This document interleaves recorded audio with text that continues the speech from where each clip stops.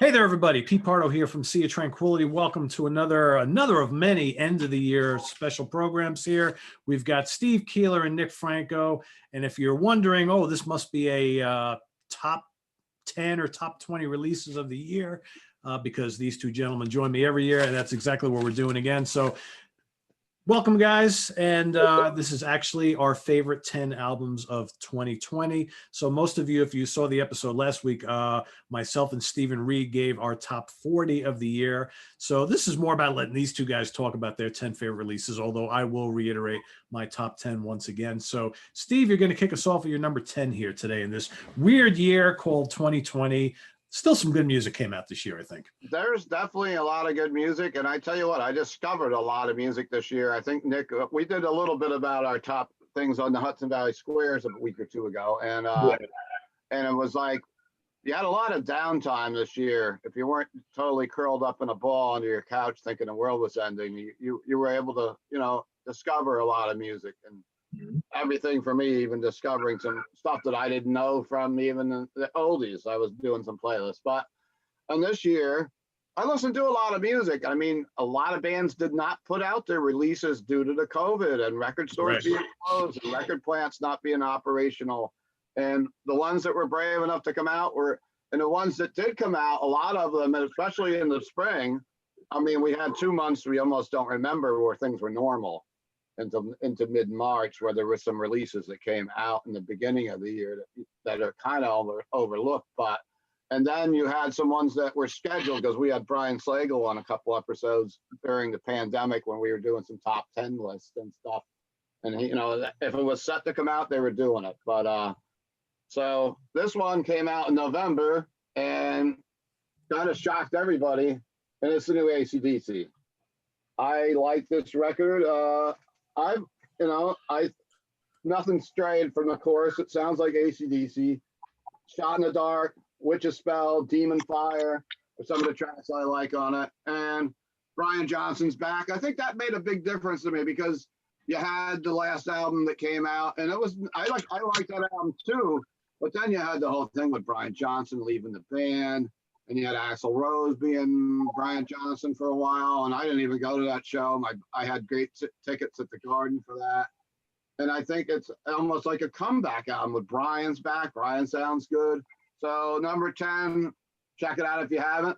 There's a lot of people don't even know those albums coming out this year. They're too busy worried about, everything in real life right now. But the new AC/DC is a solid hard rock record. Yeah, right band, right time, right? I mean, it's the classic lineup, and I think it's what everybody needed. It's no surprises. It's AC/DC, but it's a good, fun record, hard rocking record, and I think we really needed it when it came out. It's like comfort food, right? Yeah, it's absolutely. Absolutely. Yep. All right, Nick, what's your number 10? So my number 10 is an international outfit called Sojourner, and they have members from all over the world. Emilio Crespo is the vocalist. He's Italian. They're on Napalm Records, and the album I picked was their 2020 release from May called Premonitions. And Sojourner is just a really, really, they're not known right now, but I'm telling you, they're going to be. It's an album that has a lot of really high production values for how relatively unknown they are. Very good musicians.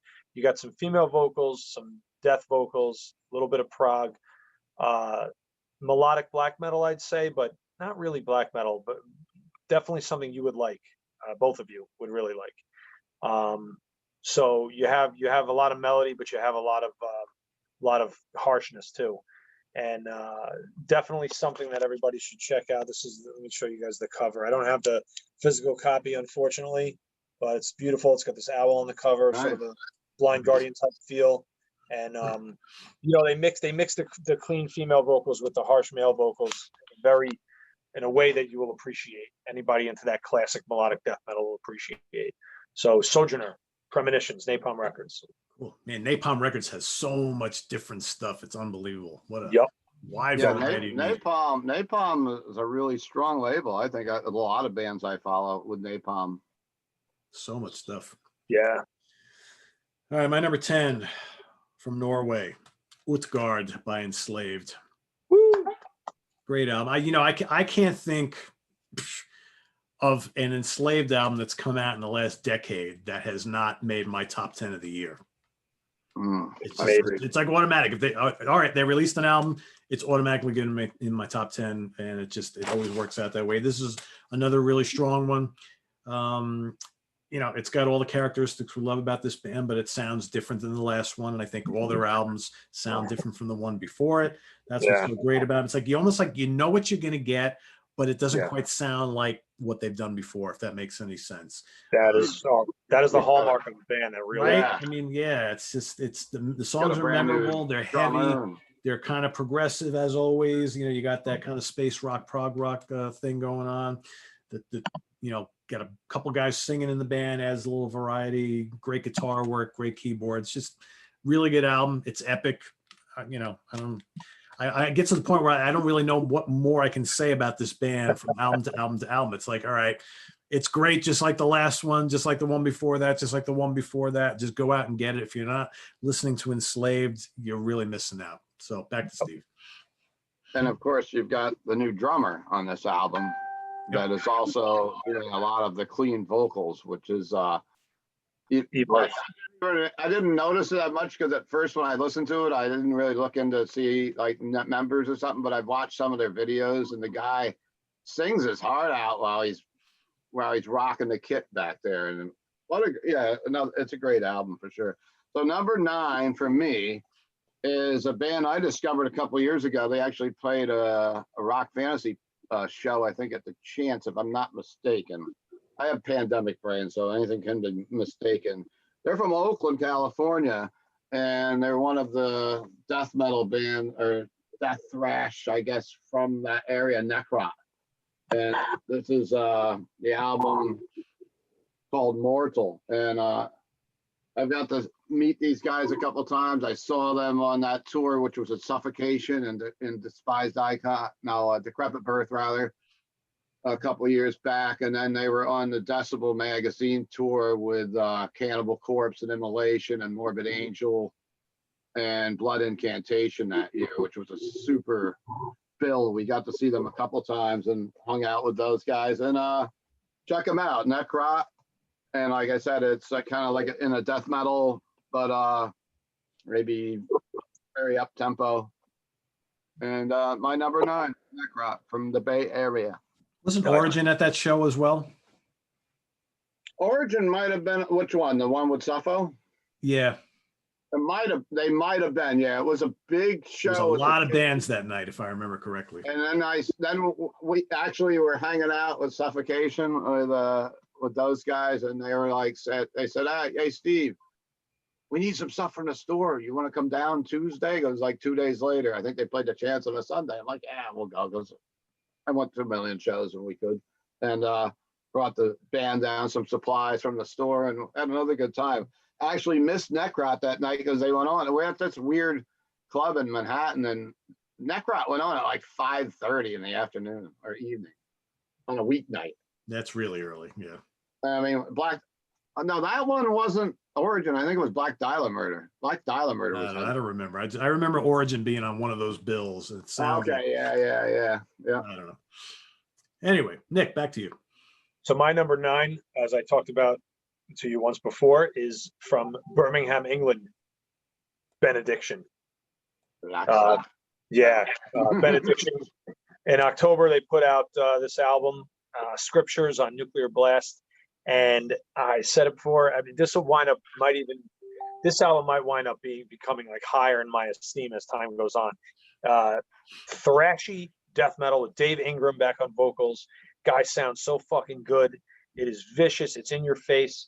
It never stops coming at you. All the songs are really good. Like there's, Scriptures in Scarlet is a great one. Storm Crow. You can't even you'll put it on and listen to the whole thing. It'll be over before you even know it, and you'll want to just thrash your face off. It's so fucking good, and it's a good thing they're a veteran band. They've been around a long time, and they really made a statement with Scriptures. So Benediction, check it out. Amazing. I've seen that on a lot of people's best of lists this year. Yeah, so good. It was on a ton. I did one, I was mentioning I was doing a little channel for my store, and I had John from Incantation and Mike from All Out War, and that was on quite a few people's list on that we had on our show. I think it was number one for a couple people actually. Yeah. And I didn't even get to really listen to it because I got it in the store and I sold out of it. And if you sell out of a record in my store right now, sometimes you don't get it back for a long time, the way the industry is right now, getting stuff in. So I didn't get a proper listen. And I guess I can listen to it on Spotify if I want to. Yeah, I haven't heard it either. So, all right, my number 9. I got a lot of legendary bands on my top 10 who have been around for a long time. So this was a good year for like legacy bands for whatever reason. Coat of Arms by Wishbone Ash. So this is a band that's been around for 50 years, legendary British band, one of the bands that helped start the whole dual guitar, twin guitar harmony thing. Great return to form. It kind of reminds me of like their classic album, Argus, or their first album. It's kind of bluesy. It's got bits of hard rock, little bits of jazz, little bits of prog. It's just a lot of guitar solos. Just a good, solid, bluesy, hard rock album with, like I said, just some killer guitar work, great vocals, really memorable songs, longish songs, shorter songs, a lot of complex passages and things like that. Just really, really cool stuff. And there's the guys in the band right there. Of course, my man Andy Powell's still fronting the band after all these years. So that's my number 9 of the year. Cool. So we're up to number 8 for me. Yep. I'm going to Poland with Vader, with Peter and the guys are back with another album, and this came out during the lockdown. Actually, I believe I got this. I was getting record albums delivered directly to my house for a while because I was selling them online and whatever else. And this was one I got early in the year. I think it was like in March or maybe April it came out. And Shock and Awe, and Satan Wept, Despair. Just a solid Vader album. It's not going to give you anything different than what you'd expect from Vader, but it's a solid record, and that was on a couple people's lists that I had read over too. And Solitude and Madness. Let me give you the name of the album. I didn't even say that. So Vader, Solitude and Madness for my. I gotta say, I love Vader. I have not kept up with their last couple albums though. I don't know what it is. They always seem to release their albums at a weird time of year, and I just miss them for whatever reason. Well, you were probably worried about the end of the world when it came out. Yeah, I guess, but I didn't hear their last one either. And I love Vader. I've seen them live so many times, and their albums. I guess you could always come to Rock Fantasy. Vader's good. Vader. All right, Nick, what do you got? So my number 8 is a fairly obscure. They used to be Norwegian. I think there's a guy named Runov, Russian guy. He took the name Massimored. There's the band Massimored. It's very hard to piece together their past and like who's who. Doesn't matter. The album is called Blut des Nordens. And it's just really negative, dark, but it still rocks at heart. But it's black metal with no frills, like just really, really straight ahead, dark stuff. But for example, in a song on the album called "Leaders of Those Who Are Hung," you have a really excellent use of really, really clear, clean vocals, and the way that they're interspersed in there with all the heavy stuff, they do it really well. They have that it factor. It's a dangerous sounding album. It's a mean album.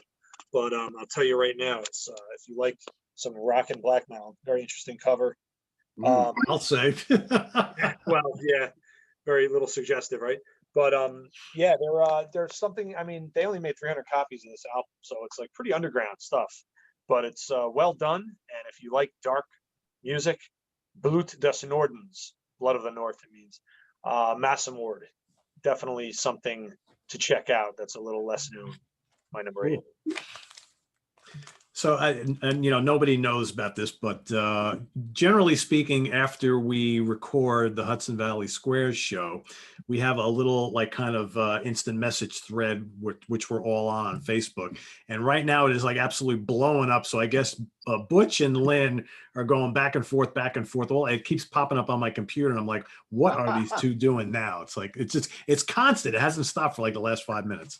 So it'll be interesting to go back and read that once we're all done. So what are we up to? 8, right? For you, yeah. Okay. Yeah, we're on. So one of my favorite Swedish / German bands going right now, Lucifer 3. I love these guys. What a great band. Amazing female singer. You got former member of Entombed in the band. Just really good 70s inspired, kind of like occult rock, psychedelic hard rock, whatever you want to call it. I don't know. The tunes are catchy, they're heavy, it's dark, but it's so accessible. And like we talked about, I don't know, last week on the show, this band, I think if it wasn't for their name, would be really big. They've got all the tools to be a band that most people would really dig, I think.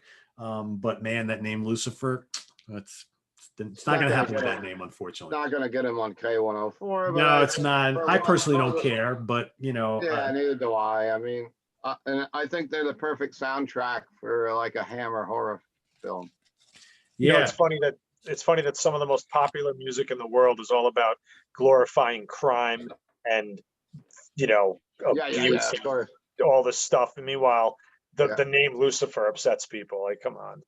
Like they're like Blood Ceremony is in that kind of vein of music too. And I got to see them once open up for Ghosts, and I really felt like I was in like a Hammer horror film watching them. Yeah, Lucifer's good. Lucifer, I've interviewed them. Great. That's a good time, that show. She's just a good singer, and they just rock it out. And you're right, man. That's a good album and a good band. I saw a couple of comments on the show from a couple of weeks ago when we were talking about that band, and they were like, "You people in the States getting hung up over a name like Lucifer." Hey, like I said, I could care less. No, don't bother me There are a lot of people who are like, "Oh, I'm never listening to that with that name." Yeah. I'm like, it's got nothing to do with how the band sounds or what they.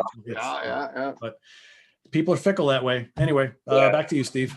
Number 7 for me is the 8th album from this band from Finland, Ensiferum, and it's called Thalassic. And this Defense of Sampo, I love. Of course, the single Rum Women and Victory. It's an album I listen to quite a bit. I've been doing a lot of walking out in the woods, and this goes kind of perfect with it. When I go out in my journeys with my dog, if there's nothing else to do, I don't go to the gym, and I'm out on the trails and stuff, and listening some Finnish Viking metal, Ensiferum. Another one of my favorite bands. I always support when they come around to the States, and there you go. Awesome. Nice. Back to you, Nick. So for my number 7, I'm going with a band called 14 Dark Centuries. A little bit of an awkward band name, but at least it's English. 14 Dark Centuries is German folk metal with a little bit of a darker edge. You see the guys like to dress up in the period pieces. Yeah. All the lyrics, are sung in German, and it is death metal vocals, but there's a little bit of something power metal-ish about them too, with the folk. And the new album is called Waldvolk, and or Waldvolk, we'll just say it phonetically. Mm-hmm. And this is out on Einheit Productions, and it came out back in February, actually, right before everything hit. And the guys in this band they're just about drink some mead out of the horn and celebrate the pagan heritage of old Germanic lore. And all the songs are about that type of stuff, old battles and old legends, and similar in vein to what you were just talking about with what did you just say with Ensiferum. But 14 Dark Centuries is a little darker, a little heavier, but absolutely, if you like power metal's type of adventurous spirit, then you probably like 14 Dark Centuries. And that's my number 7. Cool. Yeah. All right, my number 7, Punching the Sky for an Armored Saint. Okay. Love this album. You got to check that out. Yeah, it's great. I love this band, and they are on another one of those kind of bands that have been around forever that are on a late period renaissance, and this album just absolutely kicks ass. I mean, Standing on the Shadow of Giants is just absolutely unbelievable song. So many great tracks on here. Fly in the Ointment is probably my new favorite on the album. I was playing this in the car the other day and I listened to it like 4 times in a row. I never do that. I mean, that's when a song is really like kind of clicking with you, when you just kind of keep hitting the replay on the CD player in the car. And I'm like, fuck yeah, I want to hear this again. So great album, great production on here. It's heavy, it's memorable, and John Bush, what a freaking singer. So I love this. Might even, you talk to me in a month or two, I might even consider it higher, but it's number 7 for me today. I gotta check that out. You guys keep talking about that. I gotta check. It's really good. That's the thing with me with that album too. Like I had it in the store and it sold out, and it's been back ordered since it came out in November. So I didn't even get to. I listened to it a little bit on Spotify. It sounded pretty good. They actually were in my store. God, Symbol of Salvation. I think they did it in store at my shop back in the day. A while ago. So we're up for me with number 6. Yep. And some good friends of mine, at least John from the band McAtee, Incantation. These albums here, I mean, they could probably be switched around. Some of these, like Pete says, they can go up and down the charts as you're moving on from week to week. But Incantation, the sect of vile divinities, great death metal from one of the early death metal bands that have been around for years. And Entrails of the Hag Queen is a video they did for it. I like the Shadowblade, Masters of Tempest, and Maelstrom. Some long named songs, but if you like American death metal and you like Incantation, check it out. They're one of the death metal veterans out there today. And put that album out in August this year. It came out, and they were down in North Carolina. I believe they all live pretty close, and they were able to do some work with the record and get it out this year. Steve, do you still have CD copies of that in the store? The Incantation, I should have, yeah. Yeah, that's one of those ones I was desperate to get to this year, and I did the promo still sitting in my inbox. I just never got a chance to listen to it. I've heard so many great things about it. That one I definitely should have in the store. Like, things can change, but cool. All right, Nick, back to you. So for my number 6, we're going over to Bratislava in Slovakia. Of course we are. But put out on the great Invictus Productions, which is a really super strong underground label for really true metal, is Malokarpatan. And the album is called Krupinski On, as best I could tell from how to pronounce it. And that's the cover. And what can I say about this band? Well, as obscure and seemingly inaccessible the name and the title is, I assure you, the music is not inaccessible. It is really, really, really great heavy metal. They have some long songs on this one. It's all about Slovakian folklore, but the lyrics, the vocals are kind of death metal, but like not growling. Like you can hear him enunciating, and I think that makes it more accessible to fans. And this is just some true metal, like unbelievable riffs. The music, one reviewer here described them as like sounding like a little bit like some Opeth, if Opeth had remained a little bit heavy. I didn't hear that personally, but if you read reviews on this stuff, you'll see that it's actually way more accessible, I think, than the name might suggest. People get intimidated by the names, but really, really, really something special, and something I think fans of just like, I don't know, if you like Manowar, if you like Iron Maiden, if you like anything that we grew up with, these guys do it. And even though it's all in a foreign language, I got to tell you, check out Malokarpatan. They fucking just rock. They just rock. You will be like, wow. What it's all about, right? Yeah, how have I not heard of this? It's hard, with the language barrier and the smaller distribution, but they're worth it. They're worth checking out. Cool. Really. Yeah, sometimes it's doesn't really matter what language they're singing. It's about the impact of it, right? Absolutely. Yeah. All right, I'm going to go back to Norway once again. I talked about this one on the show we did last week, but Dwellers of the Deep from Wobbler. Great Norwegian progressive rock band. They totally take their influence from the 70s. So if you dig like old classic Yes and Genesis and King Crimson, ELP and Jethro Tull and all that good stuff, Awesome. man. Rickenbacker bass and Hammond organ, Mellotron, Moog synthesizer, great guitar work. Vocals sound a little like John Anderson from Yes. Long ass songs. There's only 4 songs on here. Just amazing stuff. Complex, moody, atmospheric, just absolutely gorgeous music. And it's heavy, even though it's not like metal. For prog rock, it's the music itself. It's just so like bombastic and heavy and just deep and incredible album. Could even rank higher, but man, the stuff that's in front of it is pretty special. But this is literally a great album. And even if you don't really listen to prog rock, but you like kind of like bands from like you, Nick, if you love really kind of dense, big sounding stuff, you probably like these guys because it's just intense music. I'm gonna check them out, definitely. Wobbler. That sounds amazing. Wobbler. All right. So it's my turn again. Yes. And this band has had a lot of records out. This is their 16th studio record. And it's a band that I never used to really like a lot when I was younger, and I really became to like them a lot more lately. And this album just totally blows my mind a little bit. It's the new Napalm Death. And it's called Throes of Joy in the Jaws of Defeatism. I can't even know if I could say that, defeatism. And fuck the factoid. The song Contagion is very heavy too. And I mean, they're known as being a grindcore band. Barney's changed it around a little bit with this.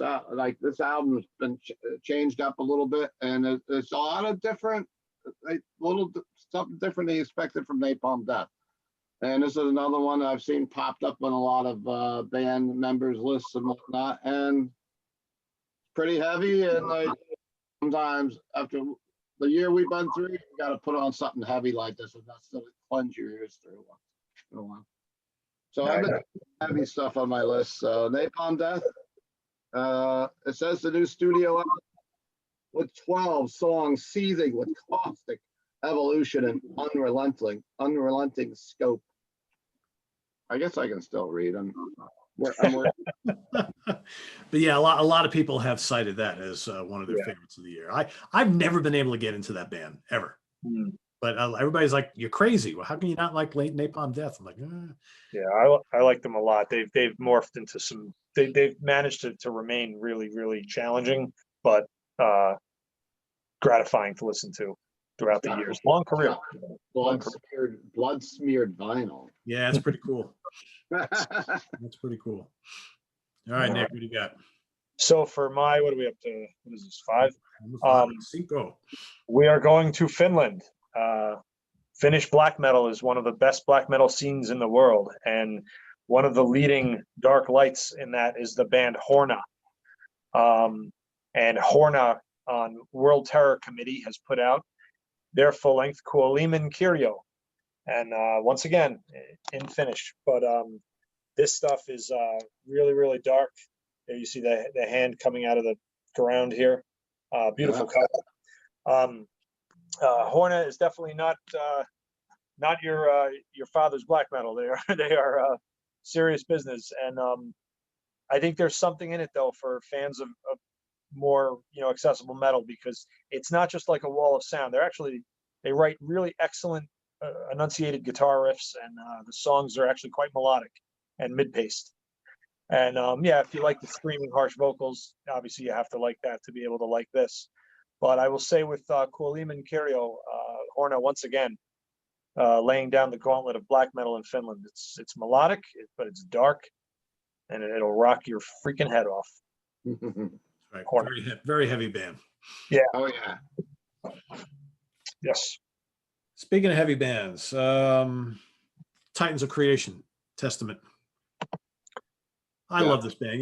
These guys have been one of my favorite thrash bands for a long time, and I think everybody talks about Metallica and Slayer and Anthrax and Megadeth, and I get all that, but man, I always thought that Testament should be right up there with them. Testament and Overkill. I mean, so consistent. This album just absolutely shreds. It's freaking heavy as all hell. The guitar work is off the charts. Chuck Billy roars throughout this whole thing. It's just epic sounding, complex riffarama. I love it. Drums are great. This band is just on fire. And this was like, I mean, this came out in like almost a year ago, right? Early January.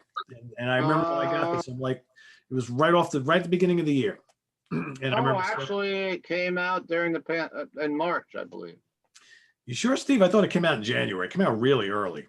I think I got it. I think that was one of the ones I got delivered to the house. You want all listeners, and you'll have to comment down below, or Nick can look it up for us. Nick.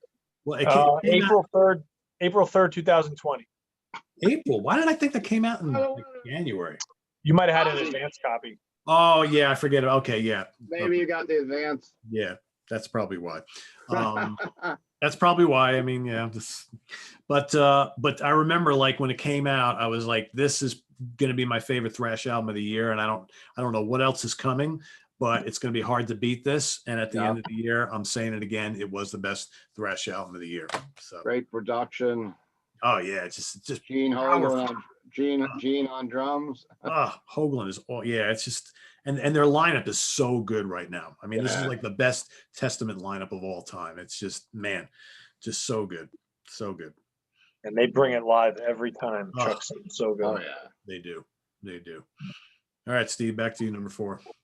All right, number 4 is something that most people are going to boo and yell in the heavier metal world that I live in. But I love this band, and I discovered this band through a movie years ago, Queen of the Damned soundtrack, and went back and rediscovered some of their stuff. And they were kind of lumped in with the new metal bands for a while. The new Deftones, Ohms. I've listened to this album probably about the 4th most of any of the albums I've listened to this year.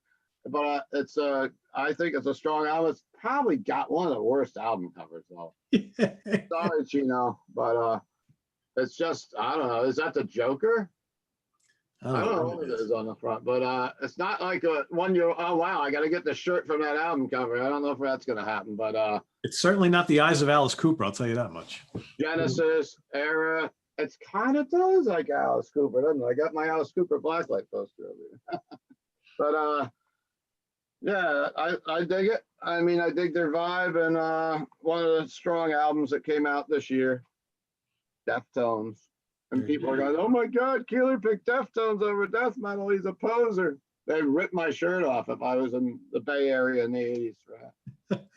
They can go to hell, Steve. Cut it up in shreds and they'd wear it around like trophies. Love what you love. Love it proud. That's right. What do you got, Nick? So I might as well just live in Finland at this point. But another Finnish band, a young band, an unsigned band, they blew me away.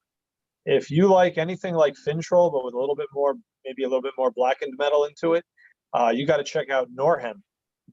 Norhen put out an album called Koitos, which has this cover tells it all. A bunch of guys in the woods dancing around some pagan fire. Like a nice bonfire there. Yeah, like very, very like crusty dark metal, but like with a real bouncy rhythm and some unbelievable riffing. Where do these kids come from? That's what I want to know.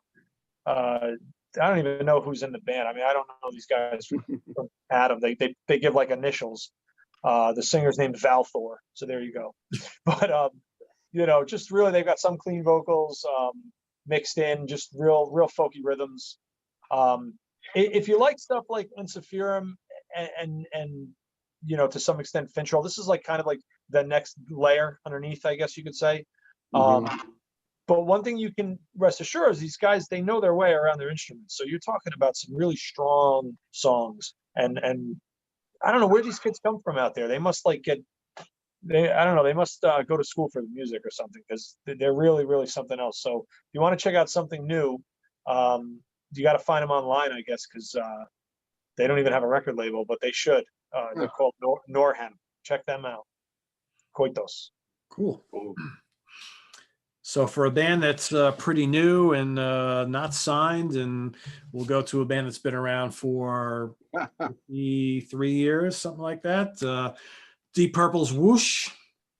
Mm. You know, their third album with Bob Ezrin, the legendary Bob Ezrin producing. I love it. It's great. I'm not sure if I like it as much as Infinite and Now What, which came before it, but I dig it quite a bit. And the guys are still, and there you go, Steve's got the LP. You know, most of us thought this was going to be the final album, and then we just heard like a couple weeks ago that they're going back into the studio in early 2021. They're going to do it all over again. So Good. I'm all for that. So They're on there. it's good. It's pretty rocking. It's kind of proggy, right? It's Deep Purple. Yes. So I like it. I enjoy it. Some good I songs. love that. I love that song, Power of the Moon. That one really grew on me. Yeah, I mean, there's a lot of good songs on here. You know, I mean, Drop the Bones is great. Weapon. Drop Throw the My Weapon is awesome. Bones. Nothing at All is great. What else? They're on their Pardo. infinite. They're on their Infinite Farewell tour. It's going on forever, right? So, Yeah. hey, you know what? I talked to Steve Morris from the band a couple months ago, and he said they're still having fun, and that's what it's all about. So, we need new music from bands like that. absolutely. All right, Steve, you're number 3. My number 3, I'm going to cop. This is already in Pete's list. It's the Testament. Titans of Creation starts out with the Children of the Next Level. World War III, which is, I don't know, it's a little disturbing to listen to this year because you never know. Night of the Witch is great. False Prophet. And of course, it's what we already talked about it. Chuck Billy, Eric Peterson, Skolnick lead guitar, Steve Giorgio on bass, and Gene Hoglan behind the kit, one of the masters of the metal drumming, Gene Hoglan. All the way back from Dark Angel days. That's right. All right, Nick, back to you. Number 3, the aforementioned Utgard by Enslaved. These guys are just at the top of their game. Like you said, Pete, there's not much we can say that we haven't already said. But when you bring in songs like Yeta Grita and Homebound and Fires in the Dark, Yeah. you know, that the real Viking edge, and then, you know, the proggy edge of Flight of Thought, Memory, and Storm of Utgard.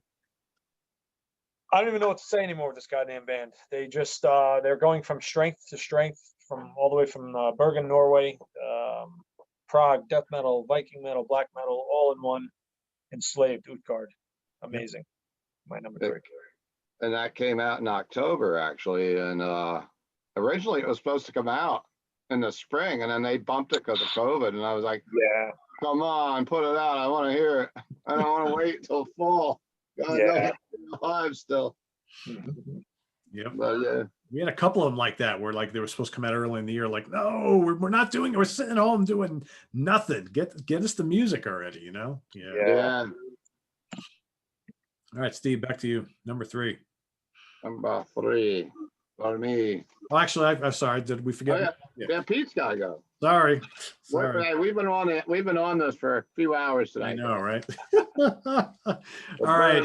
Progressive metal supergroup Sons of Apollo, 2020, MMXX. You know, what do you get when you put Mike Portnoy and Billy Sheehan and Ron Bumblefootthal and Derek Sherinian and Jeff Scott Soto together? Big, epic, heavy, melodic songs. Lots of interplay between guitars and keyboards. Great drums, great vocals, memorable songs. Love it. This is the last band I saw before COVID hit. And so that's pretty memorable for me as being, you know, the last live band I saw in 2020. And it's my number 3 for the year. Love it. I remember that tour being around right before all this shit went down. My last show was Opeth with Graveyard at the Apollo Theater, which was probably the strangest venue I've been to for a metal show. And it was a great show, and God knows, let's hope it's not my last. Yeah, I really wanted to go to that one too. Oh, well. All right, Steve, now we're back to you. All right, so 12th studio album from Gothenburg, Sweden, Dark Tranquillity. This is the Moment album, because they're like the pioneers of the Gothenburg melodic death metal sound, and they're back what they say is a new masterpiece. I don't know if I like it as much as Atoma. I really loved their last album a lot. Pete mentioned the other day that they had the guitar player that's on the album is Christopher Amott, who was my enemy for years. Yep. And this is kind of a new lineup for them. Of course, Martin has been on keyboards for years, and of course, Mikhail Stan, which is one of my favorite vocalists. This album's a little mellower, I'd say, than the last album that came out, but I think it's an album that's really grown on me. At first, when I first listened to it, I was like, it's not like as memorable as I thought it was, but it's one of the ones that grows on me a lot. And obviously, it popped in number 2. So, Phantom Days, Identical to None, Stand Still, Eyes of the World. It's a solid melodic death metal album. There's a lot of clean vocals on it too from Michael. I think it kind of reflects on this year. It's a little mellower and goes through that phase a little bit with them. But I recommend checking out the new Dark Tranquillity. I know Pete, go listen to that album. I've been telling him for weeks. I know. I still haven't heard it yet. I will. I'll get to it. That'll be one of those. There's always like a handful of ones that come out in a year that I don't get till January or February. And that one came out late in the year. It came out in December. Yeah. All right, Nick. My number 2, I stumbled across this band just doing a deep dive in a boring 2020 quarantine night, just looking through albums and bands, and I stumbled upon something called Horn, like horn, from Germany, and on Iron Bonehead Productions, another good underground label. You have the album Moan Gang, and it's one guy actually. There's the cover, so it's like after a battle scene in winter, and you have the cool. I think they have a really cool logo. Can't understand it, of course. So in true, fashion, and I guess you'd say it's like folk metal. With like a real adventurous edge to it. If you like, it's like a little bit like Manowar, but speedier, and a lot of like really robust, clean vocals mixed in there, and real melodic, but with like a real edge to it. And the main guy, the only guy there, it's Nearath is what he calls himself. He does everything, and wow, you want to talk about something that just absolutely blew me away. So much so that I think it's my second favorite album of the year. Definitely something to check out. If again, I'm in this big folk and blackened folk metal type thing, but it's not. Again, it's more edgy than something like Ensiferum or something like that. It's a little more traditional metal mixed in there. So definitely check out Horn. They are a gem. Let me tell you, they really know what they're doing. Really good stuff. Very cool. I like that album cover. It's pretty interesting. Yeah. All right. My number 2 from the US of A, Kansas, The Absence of Presence. Just a great album. In any other year, this would be my number 1. Steve mentioned it before, and I've said it before as well. My number 1 generally is, I may rate other albums higher than usually what my number 1 is, but it's which album did I listen to the most this year. Yeah. And, if it wasn't for my number 1, this would have been it. This is just a great album from this great band. And even though there's only 2 original members left, they got a few newer guys. It still sounds like Kansas, and that's the important thing. A lot of great songs on here. It's progressive, it's melodic, the production's awesome, the artwork is great. And it's just so cool to hear like new Kansas music once again. And this is their second new album in the last couple of years. They got a new singer, 5-6 years ago, and they just got revitalized, and love it. Absolutely love it. Saw them live last year, right around this time. It was at the Beacon Theater. Amazing performance. And my number 2.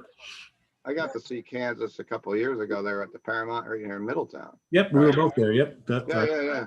So is that the same vocalist they had from then? Yes. Yep, that was the first tour they did with him. Yep. I'm so old that I had Kansas posters on my bedroom wall. I did too. But I have to listen to that. That one's under the radar for me. Oh, it's really good, Steve. Really good. So it's my turn to put the number one record of 2020. I was thinking best Dracula style voice. But even I'm going to Norway again when Enslaved is my number one. I've listened to it the most, and Spotify even showed me that.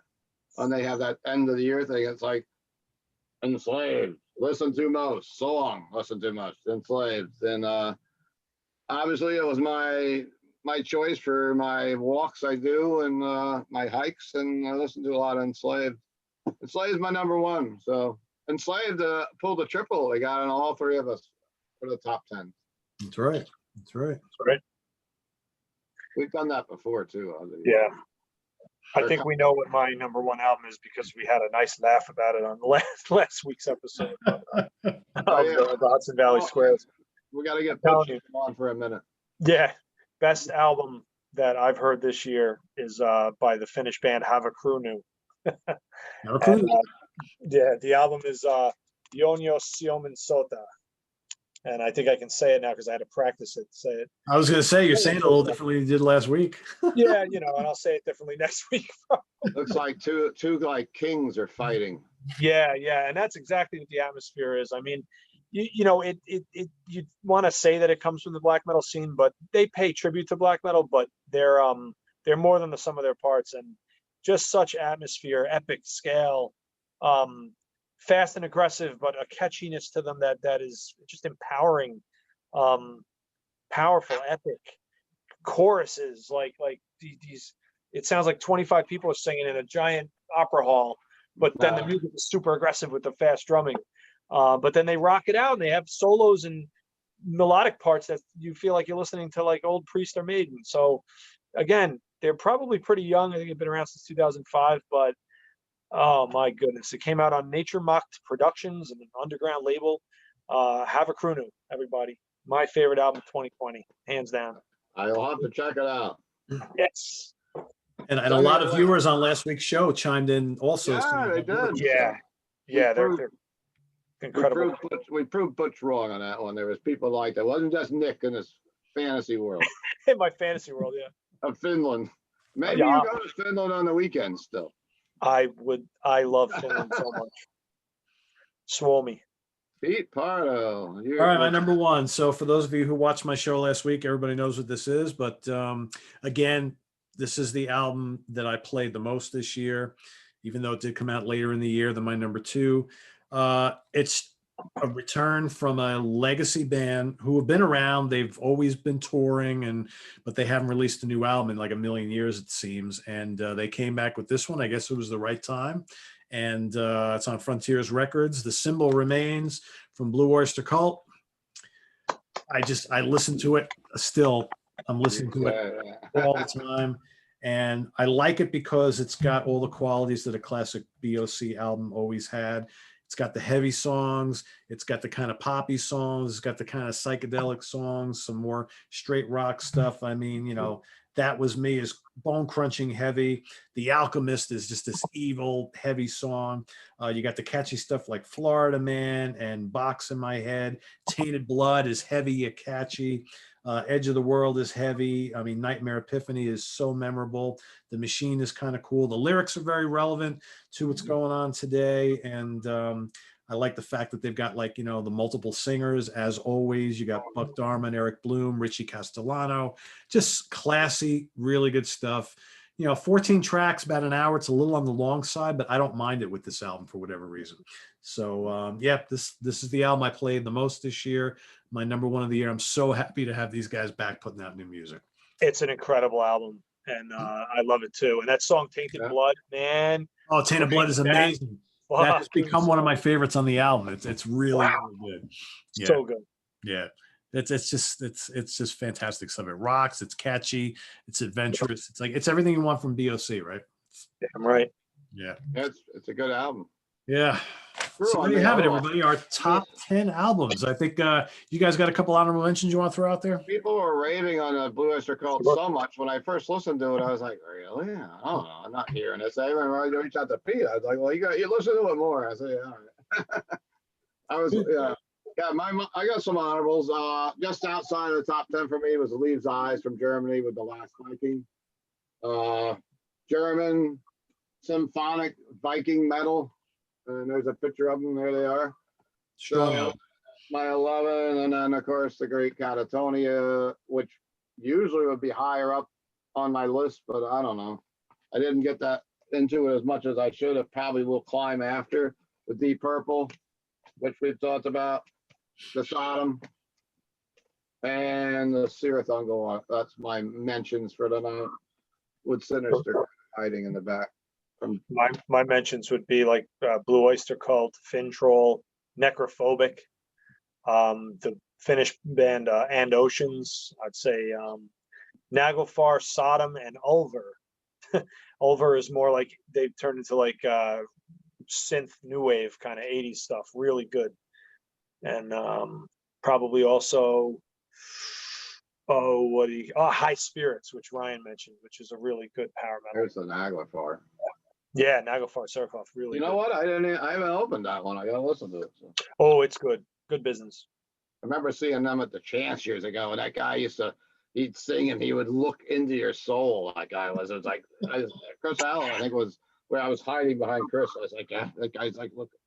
Oh yeah, he's an intense front man. Intense, really. And he's bald. He's not a long hair. He's a bald. Yep, that's right. There's only one bald guy on the show for this one. Excellent. Very cool. Well, thanks for having me on the show again. Thanks for you guys joining us once again. Yes. Our December, I feel bad, Steve. It's like normally after this, we go to Clemson Brothers and have a beer and something to eat. I guess that's not in the Not cards. tonight, probably. I mean, Soon. you Soon. can drive through Burger King, maybe. Now that's about it. We're filming this. It's 11 o'clock at night on a Monday. There's nothing open in I know, Middletown right? now. It's COVID hours, and everything closes at 10. So you're Well, thanks, Steve and Nick, for joining me today and doing this little wrap up of the year. So there you have it, everybody. Our top 10 releases of the year. Feel free to put your 10 releases in the comments below. Everybody watching, and I want to mention, and I'm going to mention it again probably early next week, but Thursday, January the 7th at 9 p.m. Well, at 9 p.m. is when we're taping it, but you'll see it later that night on Steve's YouTube channel. I will be guesting for a discussion about Rush. It'll be kind of celebrating 1 year since Neil left us. So, yeah, it's Steve, you want to exactly give some the day, information yeah. on the name of your channel and where folks can find that? That is a good question. I think you just look up Stephen Keeler YouTube. I have to do better work with that, but you can find me Rock Fantasy Concert Shop Instagram, Rock Fantasy Facebook, and www.rockfantasy.com, and you'll be able to find a link there. I think it's just under Stephen Keeler, so we'll figure it out. I'll get you a link so you can. Sounds good. But, yeah, it'll be fun, and joining us that night will be Will from Death Angel and several other rock and roll band celebrities. I guess we'll have a good time talking about, because it was the year Neil left. I mean, we've lost so many of our heroes in the last year or so with Eddie Van Halen and Neil and Leslie West. But today is the 5th anniversary now already of Lemmy being going. By time's flying, isn't it? Yeah, this has been a terrible year for loss. She had Leslie West. He just passed on us, and yep. Terrible stuff. So that'll be coming up next a week from Thursday. So on the 7th, of course, you can see both of these gentlemen every Monday night with me and our whole crew of the Hudson Valley Squares, and something to look forward to in early 2021. Nick Franco and I will be ranking the studio albums of Borknagar, so that's happening too, sometime over the next few weeks or so. So stay tuned for that, and much more here on Sea of Tranquility. Visit us on the web at www.seatranquility.org. We're on Facebook, we're on Twitter, of course, we're here on YouTube. All the damn time. Thank you, Nick. Bang. Rock on, He man. was a little. I love that. Happy New Year, everybody. We'll Happy see New you. Year. Take care. All right.